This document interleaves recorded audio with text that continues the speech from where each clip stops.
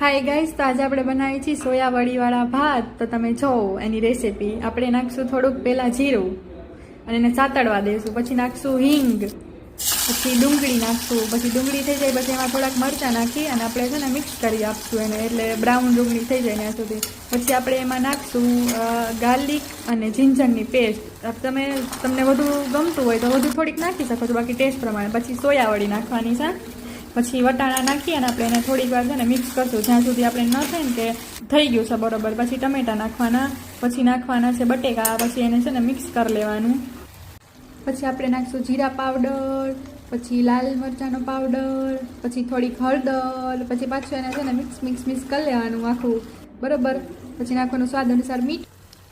પછી આપણે એમાં નાખશું મેજિક મસાલા મેગીનો, જે મારો ફેવરેટ છે, બહુ મસ્ત થઈ જાય છે. એ નાખીએ ને તો આમાં પછી હલાવી નાખવાનું. પછી નાખવાનું પાણી થોડું. પછી રાઈસ આપણે જે રાખ્યા હોય ભીગોવીને નાખી દેવાના અને પછી મિક્સ કરીને સીટી પાડી લેવાની. તો તૈયાર છે આપણા સોયાવડીવાળા ભાત.